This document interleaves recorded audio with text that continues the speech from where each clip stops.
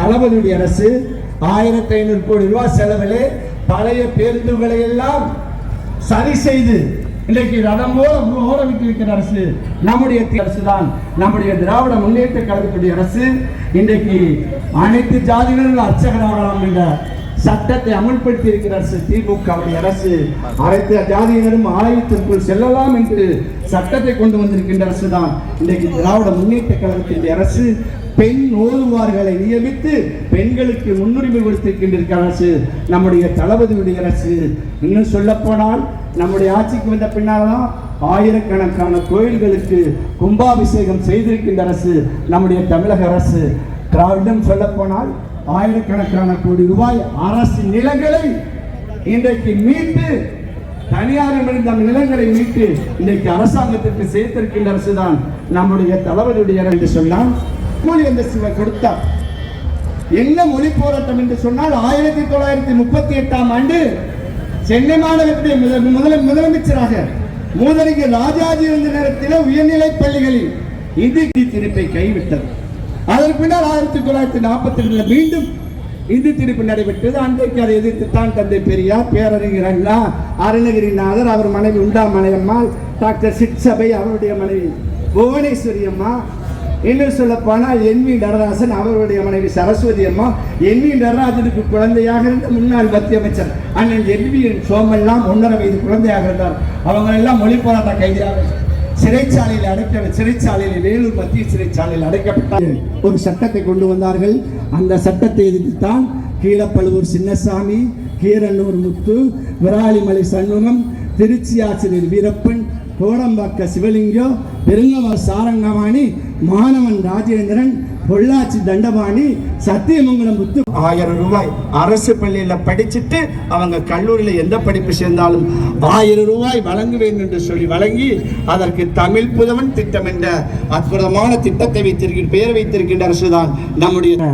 அந்த குழந்தைகளுக்கு காலை சிற்றுண்டி திட்டம் என்ற அற்புதமான திட்டத்தை கொண்டு வந்து செயல்படுத்தியிருக்கிற அரசு நம்முடைய திராவிட முன்னேற்ற கழகத்தினுடைய அரசு.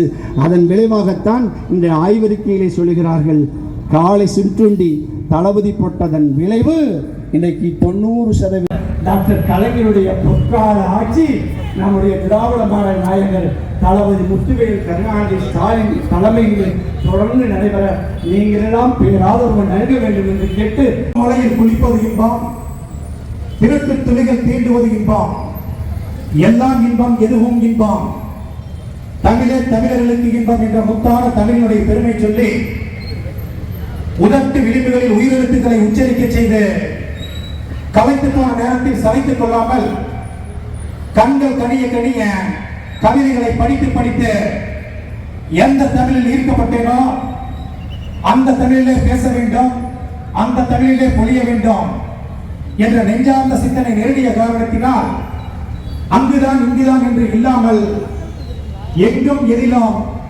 தங்கு தடையின்றி பொங்கி வழிகின்ற பிள்ளை தமிழை வணங்கி மிக எழுச்சியோடும் உணர்ச்சியோடும் நடைபெற்றுக் கொண்டிருக்கின்ற சேலம் கிழக்கு மாவட்ட திராவிட முன்னேற்ற கழகத்தினுடைய மாணவரணி சார்பில் மொழிப்போர் தியாகிகளுக்கு வீர வணக்க நாள் பொதுக்கூட்டத்திற்கு தலைமை உரையாற்ற மேடை அலங்கரித்துக் கொண்டிருக்கின்ற முட்டு கலவரித்து 3 நிறுவனத்து கற்று கலவைகின்ற தாயகமே, கற்றின் கலங்காது கலங்களில் விளையாடு காவலன் தென்பாண்டி மண்டலமே, நதியில் விளையாடி தன் மடியில் தவழ்ந்த தமிழ் தாயின் தவ புகழ்வராக நம்மை எல்லாம் வழிநடத்திக் கொண்டிருக்கின்ற மிகுந்த மதிப்பிற்கும் மரியாதைக்கும் போற்றுவதற்கும் பாராட்டுவதற்கும் உரிய அவர் பாசனையன் எஸ்.ஆர். சிவலிங்கம் அவர்களே, இந்த நிகழ்ச்சியில் சிறப்புரையாற்றுவதற்காக வருகை புரிந்துள்ள கழக செய்தி தொடர்பாளர், அறிவாலும் ஆற்றலாலும் ஆகாத காரியமில்லை, அறிவும் ஆற்றலும் ஒன்று சேர்ந்தால் வெற்றி நிச்சயம் என்ற அண்ணாவின் கூட்டிருக்கிறாங்க. விலகிக் கொண்டோம். அறிவு சுடர் கொண்டு அறியாமல் இருளாயிட்டு பேராற்றல் கொண்டிருக்கின்ற மிகுந்த மதிப்பிற்கு மரியாதைக்கு உரிய முனைவர் பேராசிரியர் திரு கான்ஸ்டன் ரவீந்திரன் அவர்களே, இந்த நிகழ்ச்சியில் சிறப்பான ஒரு அறிவுரையை வழங்கி மேடை அலங்கரித்துக் கொண்டிருக்கின்ற தலைமை கழக பேச்சாளர் அன்பிற்குரிய அண்ணன் கோதை மதிவாணன் அவர்களே, இந்த நிகழ்ச்சியில் முன்னிலை வைத்துக் கொண்டிருக்கின்ற மாவட்ட கழகத்துடைய அவைத்தலைவர், மாவட்ட கழக துணை செயலாளர்கள், மாவட்ட பொருளாளர் மற்றும் சிறப்பு அலுவலர்கள், தலைமை செயற்குழு, பொதுக்குழு, ஒன்றிய, நகர, பேரூர், கிளை, வார்டு, BLA 2, PLC மற்றும் அனைத்து அணிகளினுடைய அமைப்பாளர்கள், தலைவர்கள், துணைத் தலைவர்கள், துணை அமைப்பாளர்கள் மற்றும் கழக முன்னோடிகள், அதே போல இந்த நிகழ்ச்சியை நடத்துவதற்கு உறுதுணையாக இருந்து கொண்டிருக்கின்ற மாவட்ட மாணவர்களுடைய துணை அமைப்பாளர்கள் வேங்கன் அவர்கள்,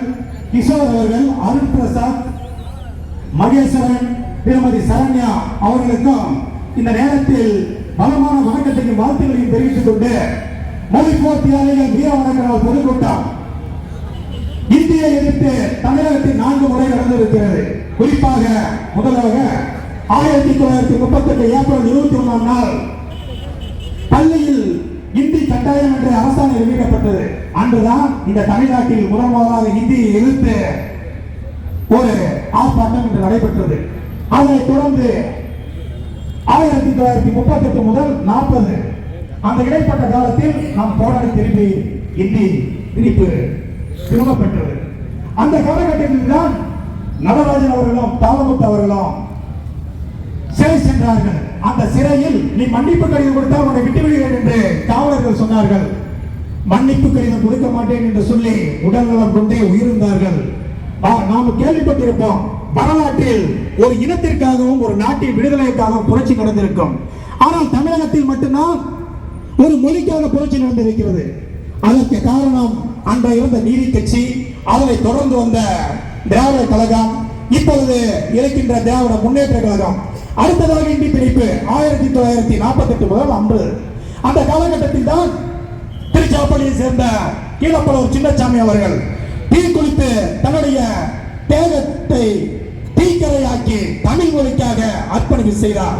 அதனைத் தொடர்ந்து கோடம்பாக்கம் சிவலிங்கம், அதே போல விருகம்பாக்கம் அரங்கநாதன், அடுத்தது முத்து என்பவர், கிராமமலை சண்முகம், இது போன்றவர்கள் எல்லாம் தன் தமிழுக்காக தன்னுடைய உயிரையே மாய்த்துக் கொண்டார்கள். அதே போல ஒரு கல்லூரி ஒரு மாணவனுக்கு சிலை இருக்கிறது என்றால் அது அண்ணாமலை பல்கலைக்கழகத்தில் அவர்தான் நம்மை தமிழ் மொழிக்காக தன்னை உயிரை தியாகம் செய்தவர். அடுத்ததாக ஒரு வரலாறு உண்டு.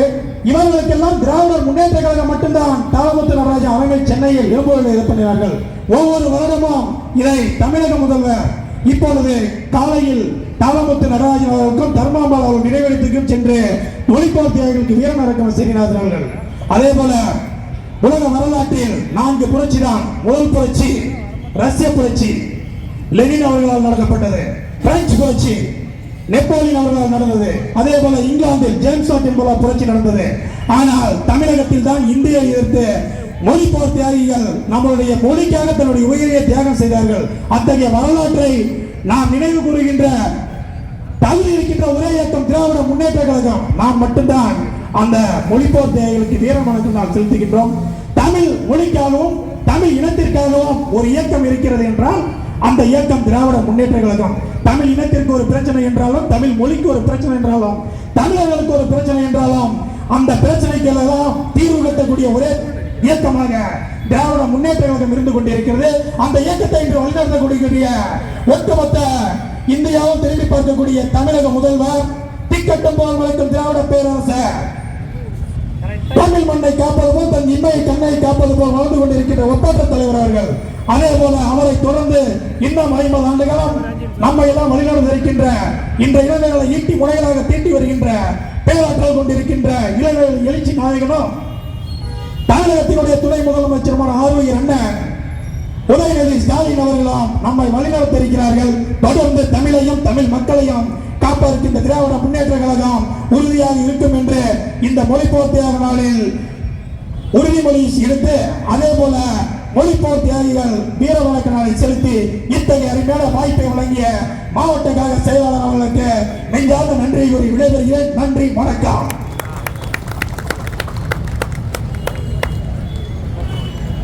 சிறப்புரை ஆற்ற வருகை தந்திருக்கக்கூடிய கழகத்தினுடைய செய்தி தொடர்பு செயலாளர் பேராசிரியர் திரு கான்ஸ்டைன் ரவீந்திரன் அவர்களை உரையாற்றுமாறு அன்போடு கேட்டுக்கொள்கிறேன். மாட்டோம். ஏதோ ஒரு போட்டோ அண்ணா நல்லா தெளிவாக எடுக்கணும். அதுதான் அண்ணா வேற தெரியல.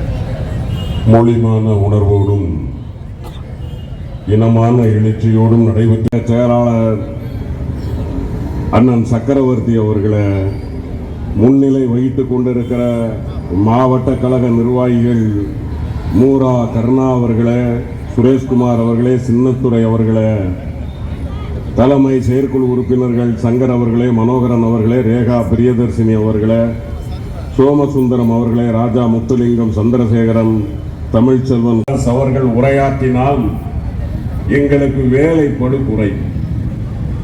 பேச வேண்டிய முன்னுரைகளை பேசி எடுக்க வேண்டிய வரலாறுகளை வகுப்பறை போல் எடுத்து முடித்து விடுவார். ஆனால் இன்றைக்கு இயற்கை செய்த பாதகம் அவருடைய குரல் வளை கொஞ்சம் ஒத்துழைக்காத காரணத்தினால், ஆனாலும் வாழப்பாடி நகரத்து கழக உடன்பிறப்புகளுக்காக வந்து மேடையில் அமர்ந்திருக்கக்கூடிய என் ஆருயிர் அண்ணன் மாண்புமிகு முதலமைச்சர் அவர்களின் மனதிற்கினிய மாவட்ட கழக செயலாளர் அண்ணன் SR சிவலிங்கம் அவர்கள் உரையாற்றாத குறை இருந்தாலும் நீங்கள் பொறுத்தெழுந்து என் உரையை கேட்க வேண்டும் என்று அன்போடு கேட்டுக்கொண்டு உரை துவக்குகிறேன். இங்கே நமது மாணவரணி அமைப்பாளர், அதற்கு முன்னால் தலைமை கழகத்திலே இருந்து வந்து சிறப்பாக சீரிய உரையாற்றிய அன்பு அண்ணன் கோதை மதிவாணன் அவர்களெல்லாம் இந்த மொழிக்காக உயிர் நீத்த வீரர்களின் பெயர்களை வரலாற்று ரீதியாக எடுத்து சொன்னார்கள். 1938 தாளமுத்து நடராசனில் இருந்து ஆரம்பித்து கடைசியாக சிவகங்கை மாணவன் ராசேந்திரன் வரைக்குமான வரலாற்றை உங்களுக்கு அவர்கள் எடுத்து சொன்னார்கள். இந்த தாய்மொழியை காப்பதற்காக அவர்கள் உயிர் நீத்தார்கள். அப்படி ஏன் உயிர் நீத்த வேண்டும் என்ற கேள்வியும், தாய்மொழிக்கு அப்படி என்ன சிறப்பு இருக்கிறது என்ற கேள்வியும் சில நேரத்தில் சில பேர் உள்ளத்திலே எழலாம். ஆனால் அந்த தாய்மொழி காத்த வீரர்களை, அந்த தாய்மொழிக்கு எதிராக இங்கே ஒரு திணிப்பு, இந்து திணிப்பு வந்த பொழுது இந்திக்கு எதிராக அந்த மொழியை காப்பதற்காக தன் தேக்குமர தேகத்தை தீக்கிரையாக்கிய அந்த வீரர்களை நாம் நினைப்பது பெரிதல்ல. சில பேர் கேட்கலாம், அப்படி அவர்கள் தீக்கிரையாக்கிய தியாகிகளுக்கு திராவிட முன்னேற்ற கழகம் என்ன செய்தது என்று கேட்கலாம். இங்கே இருக்கிற பெரியவர்களுக்கு ஞாபகம் இருக்கும், இளையவர்களுக்காக சொல்லுகிறேன். கழகம் ஆட்சி பீடம் ஏறுகிறது. மார்ச் மாதம் 6ஆம் தேதி 1967 பேரறிஞர் அண்ணா பதவியேற்பதற்காக வீட்டிலே இருந்து கிளம்புகிறார். எங்கள் அண்ணியார் ராணி அம்மையார் அவர்கள் தங்களை தயாரித்துக் கொண்டு, என்ன இருந்தாலும் அவரும் தமிழ் பெண் அல்லவா, மனைவியாக இருக்கிற ஒருத்திக்கு தன் கணவன் ஒருவன் இருக்கிற இடத்தில் ஒய்யாரமாக உயர்ந்த இடத்தில் உட்காருகிறான் என்று சொன்னால் அதை விட பெருமை அந்த மனைவிக்கு வேறொன்று இருக்க முடியாது. அப்படி இந்த நாட்டினுடைய முதலமைச்சராக அதுவரைக்கும் கோலோச்சு கொண்டிருந்த எதேச்சதிகார காங்கிரஸை தூக்கி எறிந்துவிட்டு பேரறிஞர் அண்ணா பதவியேற்க புறப்படுகிறார். ராணி அம்மையார் காத்துக் கொண்டிருக்கிறார்கள். அப்பொழுது பக்கத்திலே பேரறிஞர் அண்ணாவிடம் இருந்தவர்கள் சொல்லுகிறார்கள், அண்ணா அண்ணி தயாராக இருக்கிறார்கள், குடும்பத்தில் இருந்து நண்பர்கள் 1-2 பேர் தயாராக இருக்கிறார்கள், அழைத்து கொண்டு போகலாமா என்று கேட்டபோது பேரறிஞர் அண்ணா சொன்னார், எனக்கு குடும்பம் என்பது இதுவல்ல தம்பி, சின்னசாமியின் குடும்பம் வந்திருக்கிறதா கூப்பிடு, அரங்கநாதனின் குடும்பம் வந்திருக்கிறதா கூப்பிடு, சண்முகத்தின் குடும்பம் வந்திருக்கிறதா கூப்பிடு, ராஜேந்திரனின் குடும்பம் வந்திருக்கிறதா கூப்பிடு, எவனெல்லாம் தமிழ் மொழிக்காக தன்னை ஈந்தானோ அந்த குடும்பங்கள் தான் என்னுடைய குடும்பம் என்று அத்தனை பேரையும் அழைத்து வந்து அவர்கள் முன்னிலையில் பதவியேற்றார் பேரறிஞர் அண்ணா என்கிற பெருந்தகை. மொழிகாத்த வீரர்களுக்கு தன் வீட்டில் ஒருவனை இழந்து விட்டோம் என்று நினைத்தாலும் கூட அப்படி இழந்த அந்த வீரனுக்காக இன்றைக்கு ஒரு மாவீரன் பேரறிஞர் அண்ணாவின் பதவியேற்பு நாள் விழாவில் நமக்கு முதல் மரியாதை பெற்று தந்திருப்பது தமிழ் மொழிக்காக நமது பிள்ளை செய்த தியாகம் என்று பெற்றோரை அன்றைக்கு அவர்களை உணர வைக்கும். இப்படி பேரறிஞர் அண்ணா, பெருந்தலைவர் நமது தலைவர் கலைஞர் அவர்கள், அதை தொடர்ந்து இன்றைக்கு நமது மாண்புமிகு முதலமைச்சர் முத்துவேல் கருணாநிதி ஸ்டாலின் என்கிற திராவிட பேரரசர்.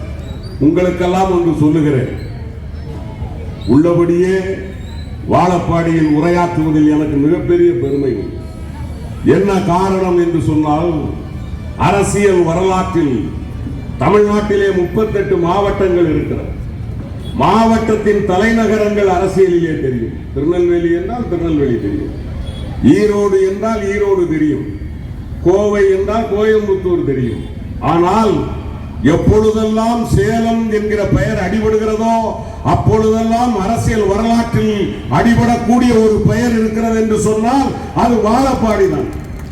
அந்த வாழப்பாடி தலைநகரத்துக்கு சமமாக அரசியலில் கோலோச்சிய இந்த மண்ணில் முக்கியமான ஒரு தகவலை, தமிழினத்திற்கான தகவலை தலைவர் தளபதி மு.க. ஸ்டாலின் அவர்கள் நேற்று வெளியிட்ட அறிவிப்பை இன்றைக்கு உங்களோடு நான் பகிர்ந்து கொள்ள கடமைப்பட்டிருக்கிறேன். என்ன அது? நாமெல்லாம் பேசிக் கொண்டிருந்தோம், கல் தோண்டி மண் தோன்றா காலத்தே வாளோடு முன்தோண்டி மூத்த குடி என்று நாம் பேசிய போதெல்லாம் நம்மை சில பேர் ஏளனம் செய்தார்கள், கேலி பேசினார்கள். இலக்கியத்திலே வார்த்தைகள் இருக்கலாம், உங்களுக்கு என்ன வக்காலத்து இருக்கிறது, உங்களுக்கு என்ன தகுதி இருக்கிறது என்று கேட்டார்கள். மாண்புமிகு முதலமைச்சர் தளபதி மு.க. ஸ்டாலின் அவர்கள் இங்கே நடந்த அகழ்வாராய்ச்சியிலே நமக்கு அந்த அகழ்வாராய்ச்சியில் கிடைத்த அந்த பொருட்களை எடுத்து பல்வேறு தேசங்களுக்கு அனுப்பி வைத்தார். அமெரிக்காவின் புளோரிடா மாநிலம் உட்பட அந்த இரும்பினுடைய காலகட்டம் எது என்று தெரிந்தால் அப்பொழுதிலிருந்து அந்த நாகரிகம் எப்படிப்பட்டது என்பதை தெரிந்து கொள்ளக்கூடிய விதத்தில் ஒரு இரும்பினுடைய காலம் எது என்பதை அறிந்து கொள்வதற்காக அமெரிக்கா உட்பட பல நாடுகளுக்கும் அணிவித்து, அது மட்டுமல்ல அந்த ஆராய்ச்சி துறையிலே தொல்லியல் துறையிலே பல விற்பனர்களையும் அழைத்து இது உண்மைதானா என்று தெரிந்து அதன் பிறகு நேற்று அறிவித்தார், ஏறத்தாழ 5500 ஆண்டுகளுக்கு முன்னால் தமிழன் இரும்பை பயன்படுத்தி இருக்கிறான், இரும்பை பயன்படுத்தி இருக்கிறான் என்று சொன்னால் அது எப்படி நமக்கு உயர்வு என்ற சிந்தனை உங்களுக்கு வரும். உங்கள் கேள்வி, தமிழர் இந்தியாவினுடைய உலகத்தினுடைய நாகரீகத்தை நாகரீக ஆய்வாளர்கள் எப்படி பிரித்திருக்கிறார்கள் என்று சொன்னால், பழைய கற்காலம், மனிதன் முதலில் கல்லை ஆயுதமாக பயன்படுத்தி கல்லை மட்டுமே பயன்படுத்தி கொண்டிருந்த காலம். அதன் பிறகு இடைக்கற்காலம், இடைக்காலத்தில் அதாவது 16 லட்சத்தில் ஆண்டில் இருந்து 16,000 கிமு 16,000 ஆண்டு வரைக்கும் அது முற்பட்ட காலம், இடைக்காலம். அதன் பிறகு கடைக்கற்காலம். இந்த கடைக்கற்காலத்திற்கு பிறகுதான் உலோக காலம் என்று ஒன்று வந்தது. உலோகத்தை யார் முதலில் பயன்படுத்தினார்களோ அவர்கள்தான் உலகத்தில் நாகரீகத்தில் சிறந்திருந்தார்கள் என்று ஒரு வரையறை எழுதினார்கள். அப்படி பார்க்கிற போது கிமு 4000 முதலில் ரோமானியன், எகிப்து, மெசபடோமியா போன்ற நாடுகளில் செப்பு பயன்படுத்தி இருக்கிறார், செம்பு பயன்படுத்தி இருக்கிறார். அதுதான் நாகரீகத்தினுடைய முந்தைய நாகரீகம். அப்படியானால் உலகத்தில் எகிப்து, ரோமானியம், மெசபடோமியா நாகரீகங்கள் தான் மூத்த நாகரீகம் என்று வரலாறு எழுதி வைத்திருக்கிறது. ஆனால் இரும்புவினுடைய பதவி காலம், இரும்பினுடைய பயன்பாடு காலம் 3500 என்று வருகிறது. ஆனால் தமிழ்நாட்டில் கிடைத்திருக்கக்கூடிய இரும்பு, அந்த இரும்பில் செய்யப்பட்ட ஆயுதங்கள் 3500, அதாவது கிமு 3500, இன்றிலிருந்து 5500 ஆண்டுகளுக்கு முன்னால் அந்த இரும்பை பயன்படுத்தி இருக்கிறார்கள் தமிழர்கள் என்று சொன்னால், நிச்சயமாக சொல்லுகிறேன், உலகத்தில் முதல் நாகரீகம் தெரிந்த இனம் தமிழினம் என்பதை தலைவர் தளபதி நிரூபித்தார். இன்றைக்கு இந்தியாவின் வரலாறு அல்ல, உலக வரலாறு உங்களுக்கு முன்னுரை எழுதுவதற்கு முதல் இனமாக தமிழினம்தான் நாகரீகத்தில் முந்தி இருந்தது என்பதை இன்றைக்கு முதலமைச்சர் முத்துவேல் கருணாநிதி ஸ்டாலின் என்கிற மாபெரும் தலைவன் நிரூபித்திருக்கிறார். இரும்பு காலம் எது என்று சொன்னால்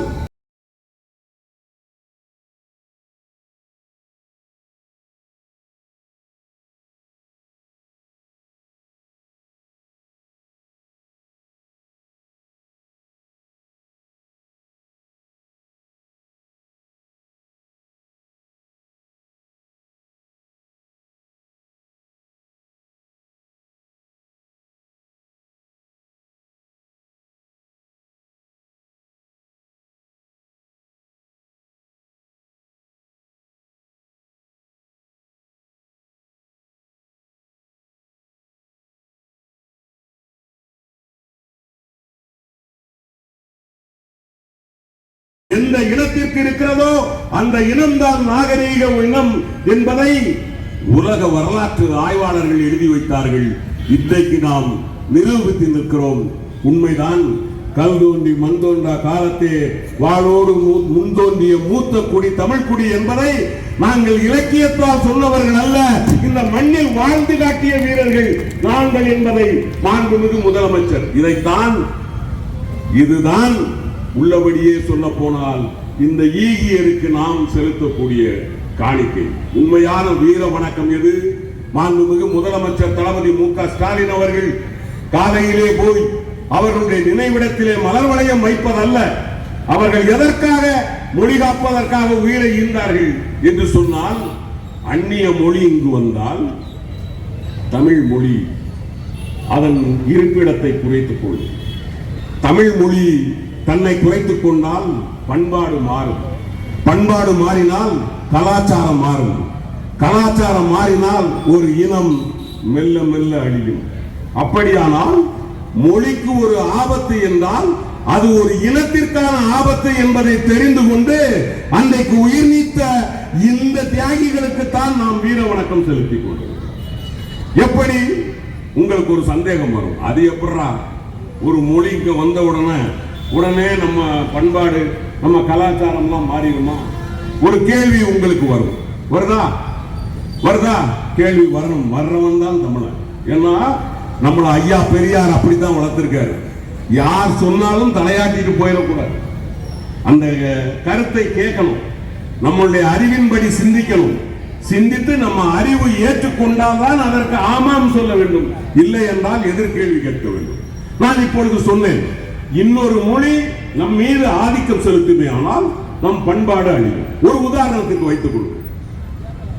இப்போ நம்ம தமிழ் மொழி பேசுறோம், தமிழ் மொழி தானே பேசுறோம், தமிழ் தானே, ரைட். இப்போ நம்ம வாழப்பாடி அல்லது சேலத்துல தமிழை பேசுறது ஒரு பாங்கு, ஒரு ஸ்டைல்.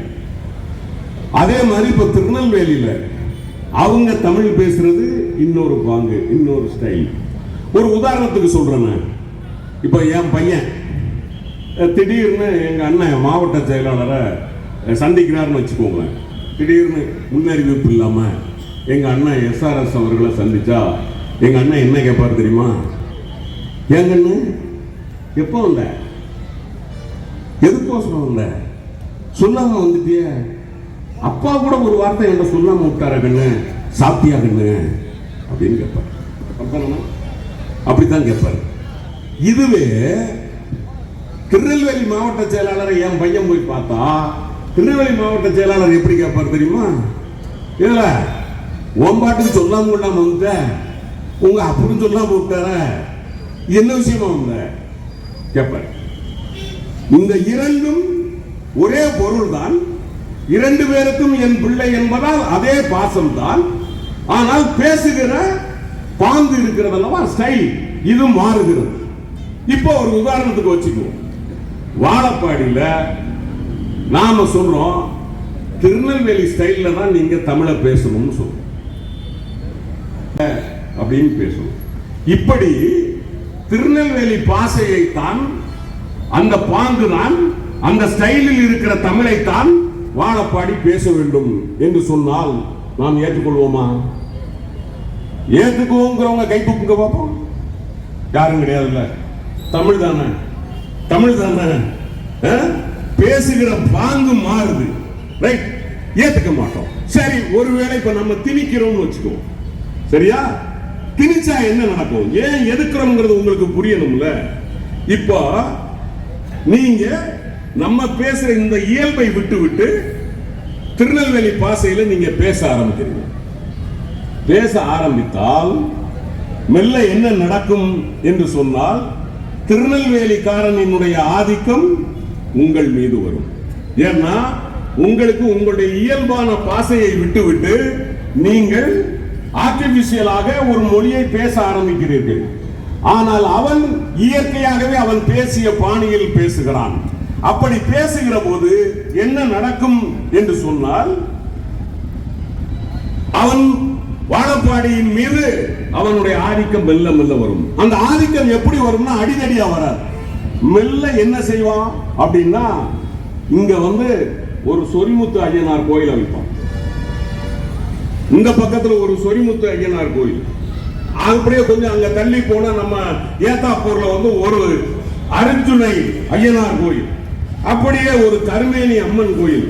இப்படி மெல்ல மெல்ல அவன் வழிபட்டு கொண்டிருக்கிற நாளடைவில் என்ன நடக்கும் என்று சொன்னால், நம்ம சாமி இருக்கான் பாரு, காத்தவராயன், நம்ம சென்றாயன் பெருமாள், முனீஸ்வரன் சாமி, இவனெல்லாம் ஓரம் போயிடுவான். அந்த சாமிக்கு கொடை விழா நடக்கும், நம்ம சாமி கோடிக்கு போயிடுவான். இப்போ இந்த சாமிக்கு வந்த பிறகு வியாபாரம் வரும். வியாபாரம் வந்த பிறகு வாழப்பாடி என்பது ஒரு திருநெல்வேலியின் சின்ன நகரமாக மாறி போய்விடுமே ஒழிய, வாழப்பாடி என்று சொல்லுகிற அந்த இனமான உணர்வும் மண்ணுணர்வும் இல்லாமல் போய்டும். உண்மையா இல்லையா? இரண்டு ஒரே மொழியினுடைய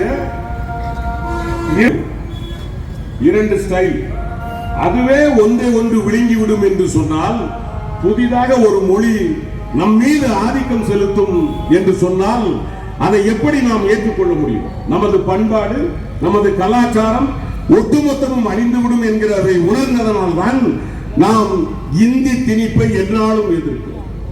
மாண்புமிகு தலைவர் கலைஞர் ஐம்பெரும் கட்டளையில் ஒன்றை சொன்னார், அண்ணா வழியில் அயராது ஒழிப்போம், ஆதிக்க இந்தியை எந்நாளும் எதிர்ப்போம். எதற்காக சொன்னார்? ஆதிக்கம் செலுத்துவதற்குத்தான் இந்தி வருகிறது. இந்தி படிப்பவர்களை நாம் ஏதும் குறுக்கே போய் நிற்கவில்லை, நீங்கள் படிக்க கூடாது என்று சொல்லவில்லை. இந்தி பிரச்சார சபா தமிழ்நாட்டிலே தான் இருக்கிறது, அங்கே பல பேர் படிக்கிறார்கள். யாரையாவது போய் நாம் விரட்டி இருக்கிறோமா? இல்லை. ஆனால் தமிழின் மீது, தமிழர்களின் மீது, தமிழ்நாட்டின் மீது நீங்கள் ஆதிக்கம் செலுத்த வருவீர்களே, ஆனால் அந்த ஆதிக்கத்தை நாங்கள் உயிருள்ளவரை எதிர்ப்போம் என்பதைத்தான் மொழிப்போர் தியாகிகள் நமக்கு சொல்லிவிட்டு போனார்கள்.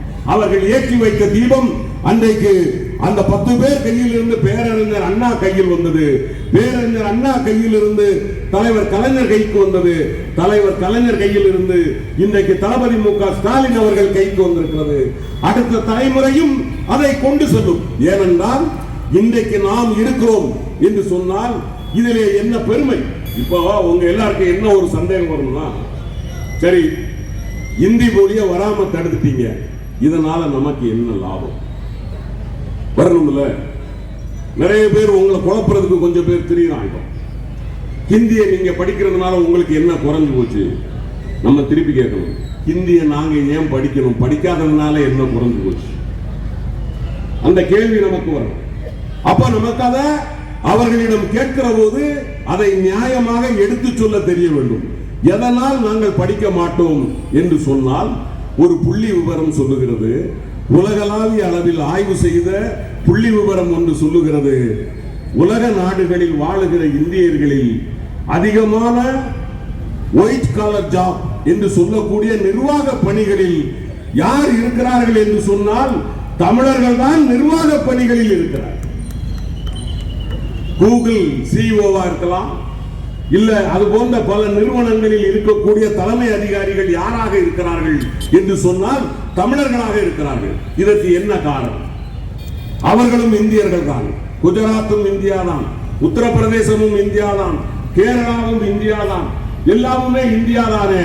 தமிழர்கள் மட்டும் எப்படி கோலோச்சுகிறார்கள் என்று ஆய்வு செய்த போது சொன்னார்கள், இதற்கு காரணம் வேறு யாரும் இல்லை, உலகம் போற்றிய பேரறிஞர் அண்ணா என்கிற பெருந்தகை தான்.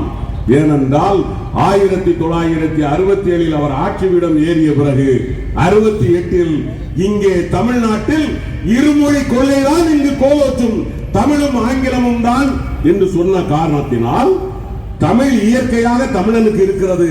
அதை தாண்டி அவன் ஒரே ஒரு மொழியைத்தான் படிக்க வேண்டியது இருந்தது, ஆங்கிலம். அதை அருமையாக கற்றுத் தேர்ந்த காரணத்தினால் அவன் உலகத்தோடு பேசுவதும் மற்றவர்களோடு அவர்கள் பழகிக் கொள்வதும் யதார்த்தமாக இனிமையாக நடந்துவிட்டது. எனவே தமிழையும் ஆங்கிலத்தையும் மட்டும் நிலைநிறுத்திக் கொண்ட திராவிட முன்னேற்ற கழக தலைவர் பேரறிஞர் அண்ணாவின் இருமொழி கொள்கைதான் இதற்கு காரணம் என்பதை உலக நாடுகள் ஒத்துக்கொள்ளும். நாம் சொன்னால் தெரியாது, உலக நாடுகள் சொல்லுகிறது. அதை விட இன்னொன்று உங்களுக்கு புரியுற மாதிரி சொல்லும். ஏன்னா இந்த சேலத்தில் 10 வருஷம் நான் பயணித்தவன், மாணவனாகவும் பயணித்தவன், கல்லூரி பேராசிரியராகவும் இங்கே தன் வாழ்க்கையை துவக்கியவன். தமிழ்நாட்டினுடைய சினிமாவின் விதியை தீர்மானிக்கிற மாவட்டம் எது தெரியுமா? சேலம் தான். சேலத்தின் வசூலை வைத்துத்தான் ஒரு சினிமாவின் வசூலை முடிவு செய்யும். சேலத்தில் தான் சினிமாவின் தலைவிதி நிர்ணயிக்கப்படும். அப்படி பார்க்கிற போது அந்த சினிமாவோடு சேர்ந்து உங்களுக்கு சொல்றேன், இன்னைக்கு இந்திய அளவில் சினிமாக்கள் பல மொழிகளில் தயாரிக்கப்படும். உங்களுக்கு தெரியும், இங்கே 28 மாநிலங்கள் இருக்கிறது. தமிழ், கேரளா, கன்னடா, தெலுங்கு, அதை தாண்டி வடக்கே மகாராஷ்டிரா, குஜராத், வெஸ்ட் பெங்கால், பஞ்சாப், 28 மாநிலங்கள் இருக்கிறது. இதுல என்னன்னு பாருங்க, தமிழ்நாட்டில் சினிமாவின் வருமானம் ஆண்டுக்கு 4300 கோடி. தமிழ்நாட்டில் சினிமா சந்தையினுடைய மதிப்பு 4300 கோடி. அதாவது 3300 கோடியிலிருந்து 4300 கோடி. இந்த 4300 கோடி தமிழ்நாட்டில். கேரளாவில் வெறும் 816 கோடி. கன்னடத்தில் 1200 கோடி. அதுவே தெலுங்குல 2800 கோடி. சினிமா வருமானம் நான் சொல்றது, சினிமா சந்தையில் புழங்குகிற வருமானம். அதே இது மகாராஷ்டிரா இருக்கு பாருங்க, மகாராஷ்டிரா, மும்பை இருக்கிற மகாராஷ்டிரா, அங்க மராத்திய மொழியில் அங்கே வெறும் 800 கோடி தான் சினிமா புழக்கம். நல்லா பாருங்க, மராத்தி, மும்பை, அவ்வளவு பெரிய மகாராஷ்டிரா மாநிலம், மராத்தி மொழியில் அவனுக்கு 800 கோடி தான். குஜராத்தி வெறும் 900 கோடி தான். வெஸ்ட் பெங்கால், பெங்காலியில் அது 1000 கோடி தான். ஆனால் ஹிந்தி மொழி ஏறத்தாழ 7800 கோடி ரூபாய் அவர்கள் வைக்கிறார். இப்ப என்னன்னு பாருங்க, இந்திய அளவுல சினிமாங்கிற கலையில முதல்ல ஹிந்தி கோல் வச்சுது, சரியா? ரெண்டாவது யார் கோல் வச்சுனா? தமிழ். ஏன் தமிழ் கோல் வச்சுது? பதில் சொல்றேன். குஜராத்திக்காரன் என்ன பண்ணிட்டான்? ஹிந்தியை படிச்சுட்டான். அவனுக்கு ஹிந்தி படம் போட்டா ஹிந்தி படம் ஓடும். வெஸ்ட் பெங்கால் ஹிந்தியை ஏத்துக்கிட்டான், ஹிந்தி படம் போட்டா ஹிந்தி ஓடும்.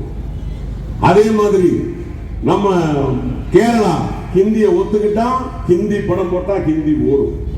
அதே மாதிரி கன்னடம் ஒத்துக்கிட்டான், ஹிந்தி படம் போட்டா ஹிந்தி ஓடும். ஆனால் தமிழ்நாட்டில் மட்டும்தான் ஹிந்தி படம் அதிகபட்சம் 3 நாள், கூடி போனால் 7 நாள். அதற்கு மேல் அடித்துக் கொடுக்கிறான். சினிமாவில் அந்த கலையில் எங்களுக்கு வர வேண்டிய வருமானத்தை எல்லாம் பாருங்க, 7800 கோடி 8000 கோடிய ஹிந்தி எடுத்துக்குது அப்படின்னா, முறைப்படி இந்த ஹிந்திக்கு வெறும் 2000 கோடியும் மீதி 6000 கோடி மராத்தி, பெங்காலி, குஜராத்திக்கு கிடைக்க வேண்டிய காசை அவர்கள் எல்லோரும் அன்றைக்கு இருந்த தலைவர்கள் ஹிந்தியை விட்டுவிட்ட காரணத்தினால் ஹிந்தி படம் ஓடுகிறது, அவர்களின் சொந்த மொழி படம் ஓடவில்லை. வருமானம் ஈட்டுகிறது ஹிந்தி. இதைத்தான் இன்றைக்கு உங்களுக்கு புரியும்படியாக சொல்லுகிறேன். ஹிந்தி படம் பார்த்து நீங்கள் வளர்வீர்களே, ஆனால் அடுத்த தலைமுறை ஹிந்தியின் கலாச்சாரத்தை ஏற்றுக்கொள்ளும், ஹிந்தியின் பண்பாட்டை ஏற்றுக்கொள்ளும், ஹிந்தியினுடைய போக்கை இங்கு தமிழகம் ஏற்றுக்கொள்ளும். அது மக்களினுடைய குறைபாடு அல்ல. நான் மிக தெளிவாக சொல்லுகிறேன். மக்கள் மாற்றம் என்று வருகிற போது முதலிலே செய்து பார்க்கலாமே என்று செய்து பார்ப்பார்கள். அதன் பிறகு அவர்களை அறியாமலே அதற்கு அடிமையாகி விடுவார்கள். இதற்கு தமிழர்கள் மட்டும் காரணம் அல்ல, உலகம் முழுக்க இந்த போக்கு இருக்கிறது. முதலில் சோதனையாக செய்து பார்ப்பது, அதன் பிறகு அதன்பால் அடிமையாவது, அதன் பிறகு அதையே நமக்கு சாஸ்வதமாக்கி விடுகிற அந்த தன்மை இருக்கிற காரணத்தினால் தான் நமது தலைவர்கள் என்ன செய்தார்கள், மக்களுக்கு அந்த வாய்ப்பையே கொடுக்காமல் போறார்கள். இதை நான் சொல்லுவேன். உலகத்தினுடைய ஹார்வர்டு பல்கலைக்கழகத்தில் பணியாற்றியவர்கள், நமது வெஸ்ட் பெங்காலிலே இருக்கக்கூடிய மொழியியல் ஆய்வறிஞர், மராத்தி மாநிலத்திலே இருக்கக்கூடிய மொழியியலாளர்கள், இவர்கள் என்ன சொல்லுகிறார்கள் தெரியுமா? இன்னைக்கு எங்களுக்கு மட்டும் தமிழ்நாட்டில் தமிழர்களுக்கு கிடைத்ததை போல ஒரு தந்தை பெரியாரோ, பேரறிஞர் அண்ணாவோ, தலைவர் கலைஞரோ கிடைத்திருந்தால் இன்றைக்கு நாங்களும் சந்தையிலே கோலோத்திருப்போம், நாங்கள் நிமிர்ந்து நின்றிருப்போம். இன்றைக்கு அவர்கள் தேடுகிறார்கள் பெரியாரை, அவர்கள் தேடுகிறார்கள் பேரறிஞர் அண்ணா என்கிற பெரும் தலைவனை, அவர்கள் தேடுகிறார்கள் தலைவர் கலைஞர் என்கிற மாபெரும் தலைவனை. ஆனால் இங்கே ஒரு அரைவேக்காட்டு கூட்டம் தந்தை பெரியாரை கேலி பேசுகிறார், பேரறிஞர் அண்ணாவை ஏகதியம் பேசுகிறார், தலைவர் கலைஞரை ஏளனம் பேசுகிறார். சொல்லுகிறேன், நீங்கள் எங்கள் தலைவர்களை பேச பேச எங்கள் தலைவர்களின் புகழ் ஏறிக்கொண்டேதான் இருக்குமே ஒழிய உங்களால் அவர்களினுடைய கெண்டக்கால் முடியை கூட எழுதி தந்தை பெரியார் எங்களுக்கு தந்துவிட்டு போன உணர்வு இருக்கிறது.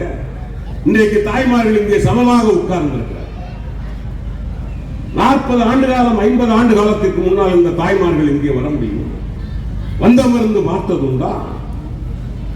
எப்படி வந்தார்கள்? எங்கள் ஐயா தான் சொன்னார், பெண்களுக்கு சொத்திலே சமபங்கு கொடுப்பது மட்டுமல்ல.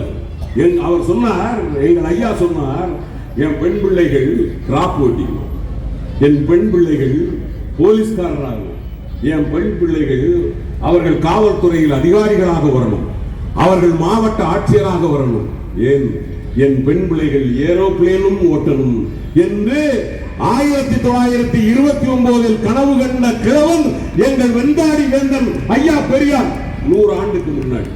என் பெண் பிள்ளைகள் எப்படியெல்லாம் வரணும்.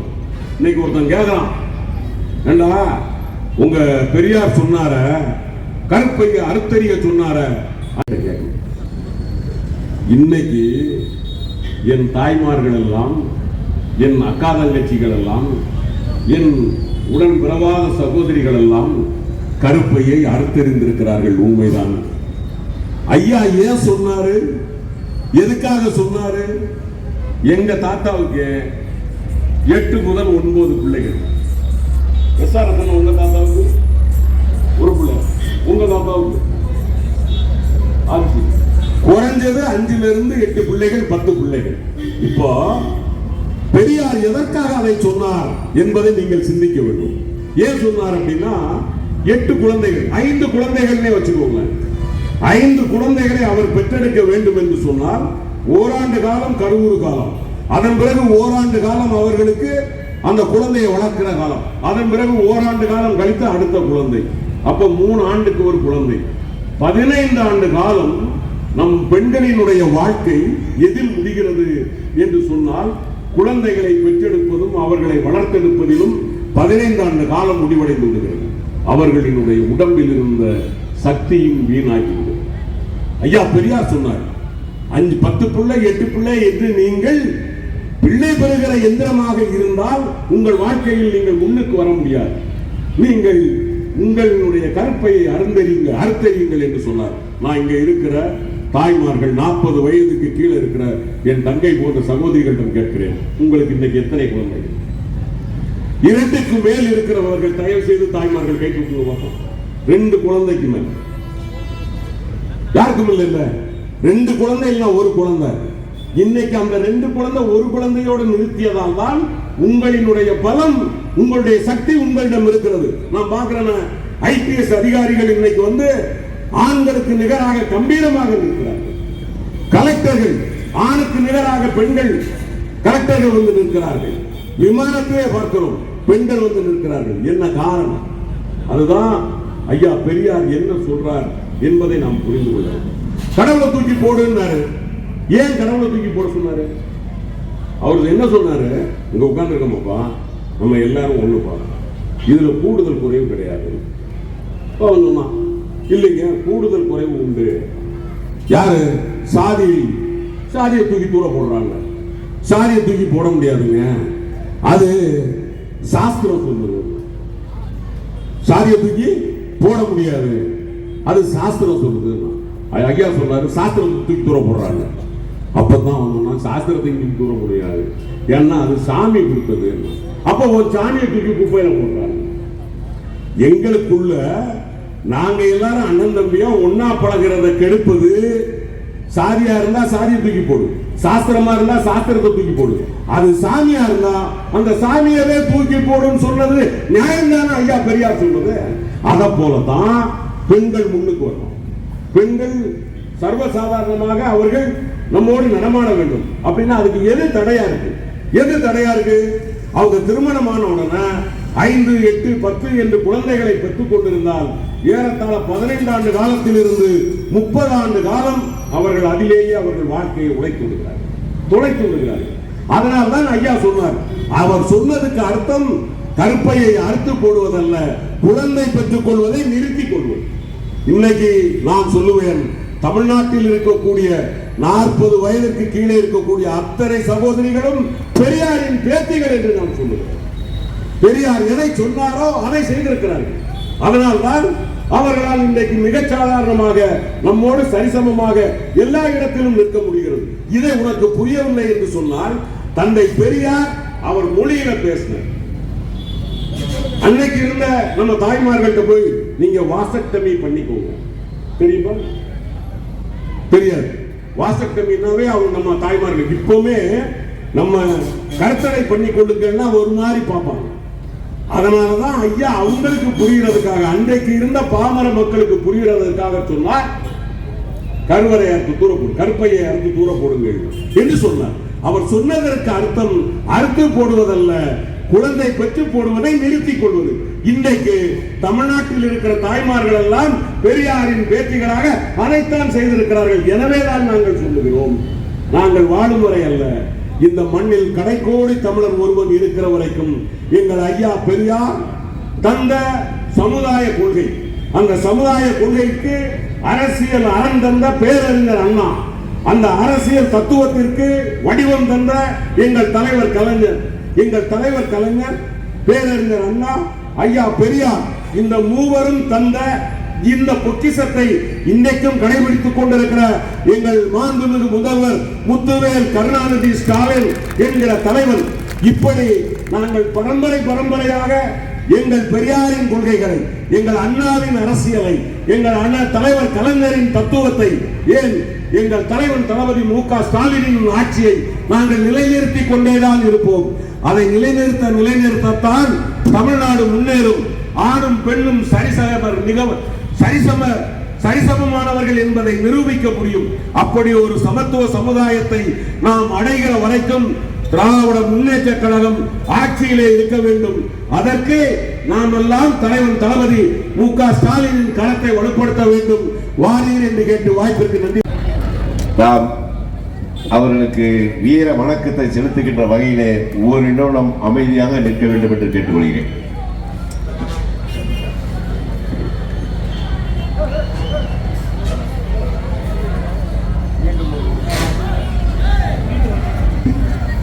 நிக்கட்டு கொடுப்பா, அமைதியா நிக்கணும்.